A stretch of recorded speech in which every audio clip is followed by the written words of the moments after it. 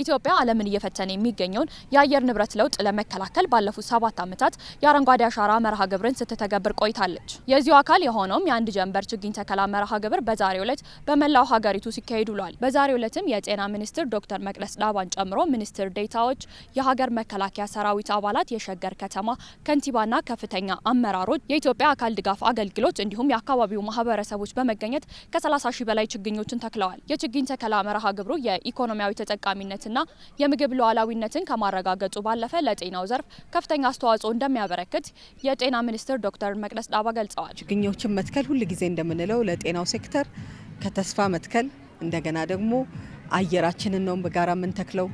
በጋራ ደግሞ ምግብ የሚሆኑ ዘሮችን አትክልቶችን ነው የምንተክልበት። ለጤና ደግሞ እንደምታውቁት መድኃኒቱ ምኑም የሚመጣው ከዚሁ ነው።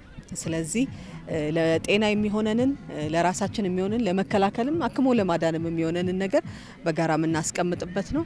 አየር ንጹህ በሆነ ጊዜ በሽታ ተላላፊ የሆኑ ተላላፊ ያልሆኑ በሽታዎችን የመከላከል ስራን በቀጥታ ለህዝባችን ትልቅ አቅም አለው። ትልቅም ደግሞ የጤና መሳሪያ ሆኖ ያገለግለናል ማለት ነው። በጤናው ዘርፍ በአጠቃላይ በሁሉም ክልሎችና በሁለቱ ከተማ አስተዳደሮች በዘንድሮው የአረንጓዴ አሻራ መርሃ ግብር 250 ሺህ ችግኞችን ለመትከል ታቅዶ እየተሰራ መሆኑ ተገልጿል። ዛሬ እዚህ ላይ የምናደርገው ወደ 30 ሺህ የሚሆኑ ችግኞችን እስከ 30 እስከ 32 ነው ታርጌት ያስቀመጥ ነው።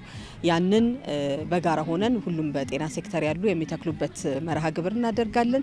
እንግዲህ በጤናው ሴክተር በአጠቃላይ ከሁሉም ክልሎች ከሁሉም ከተማዎች ጋር የጤና ዘርፉ ሰራተኞች አንድ ላይ በመሆን ደግሞ በዚህኛው ክረምት ወደ 250 ሺህ በጋራ ለመትከል በቁርጠኝነት ወጥቷል። በሸገር ከተማ በአረንጓዴ አሻራ መርሃ ግብር በርካታ ስራዎች መሰራታቸውን የከተማዋ ከንቲባ ተሾመ አዱኛ ገልጸዋል። እስከዛሬም በመርሃ ግብሩ ከ71 ሚሊዮን በላይ ችግኞች መተከላቸውን አመላክተዋል። በዚህም 11.7 የነበረውን የከተማዋን የአረንጓዴ ሽፋን ወደ 21.9 ማድረስ መቻሉን ተናግረዋል። በዛሬው ዕለትም በሸገር ከተማ በ19 ስፍራዎች በ800 ሄክታር መሬት ላይ 3 ሚሊዮን ችግኞች መተከላቸውን ገልጸዋል። አሻራ መገሪሳረት ሆጂ ባየ ሆጀኔራ በሸገር ከተማ የአረንጓዴ አሻራ መርሃ ግብር በርካታ ስራዎችን ሰርተናል። እስካሁን በከተማ ደረጃ ከ71 ሚሊዮን በላይ ችግኞችን ተክለናል። ሸገር ከተማ አረንጓዴ አሻራ መርሃ ግብር ላይ አተኩሮ በመስራቱ 11.7 በመቶ የነበረው የአረንጓዴ ሽፋን በአሁኑ ወቅት 21.9 በመቶ መድረስ ችሏል።